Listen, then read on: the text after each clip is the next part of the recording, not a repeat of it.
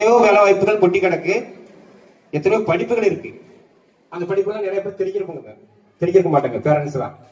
அதெல்லாம் சார்ட்ல வந்து இரு பக்கமும் அந்த வந்து ஒட்டி தொங்க போட்டிருக்கோம். அது என்னென்ன படிப்புல இருக்கு.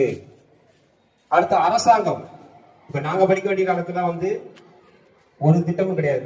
நீங்க படிச்ச காலத்துல பேரண்ட்ஸ், நீங்க படிச்ச காலத்துல நாங்க படிச்சாங்க, ஒரு அரசாங்கத்துக்கு ஒரு திட்டம் நடத்துறதுல எதுவும் கிடையாது. இன்னைக்கெல்லாம் வந்து எண்ணற்ற திட்டங்கள் மாணவர்களுக்காக வந்து கொட்டி கிடக்கு.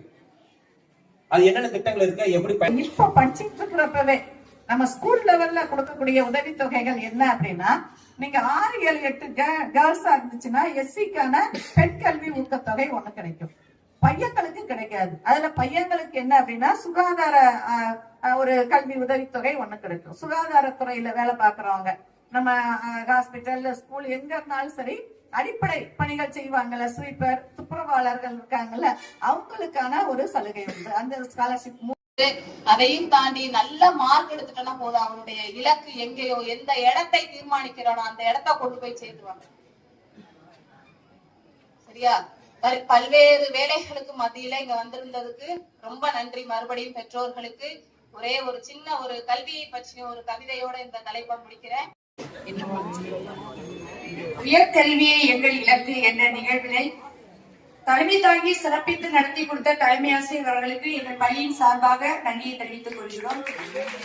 அடுத்தபடியாக நமது பள்ளியின் உதவி தலைமை ஆசிரியர் அவர்கள் வாழ்த்துறை வழங்கி சில நல்ல கருத்துக்களை வழங்கி அமர்ந்திருக்கிறார்கள். அவர்களுக்கும் நாங்கள் எங்கள் பள்ளியின் சார்பாக நன்றியை தெரிவித்துக் கொள்கிறோம். அடுத்தபடியாக நமது பள்ளியின் முன்னாள் மாணவர், இன்றைய வெற்றி பள்ளி ஒருங்கிணைப்பாளராகிய திரு கவியரசர் அவர்களுக்கும் மற்றும் பழைய பள்ளி நம்முடைய பள்ளி மாணவர்கள் இங்க வந்து நம்ம பள்ளி மாணவர்களுக்கு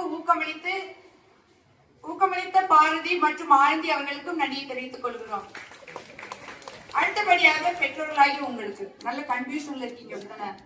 என் பிள்ளைய நாங்க எந்த இதுல விடுவோம், எந்த துறையில நாங்க சேர்த்து விடுவது அப்படிங்கிற பயங்கர ஒரு கன்ஃபியூஷன்ல இருக்கீங்கன்னு நினைக்கிறேன்.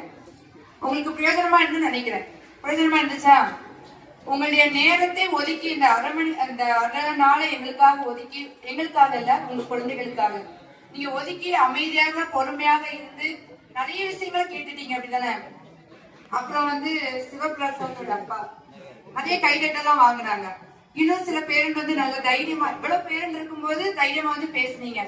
உங்க அமைதியா பொறுமையா இருந்த அத்துணை பேருண்டு இங்க வந்து இந்த விழாவை சிறப்பித்தமைக்கு எங்கள் பள்ளியின் சார்பாக உங்களுக்கு எங்கள் நன்றியை தெரிவித்துக் கொள்கிறோம்.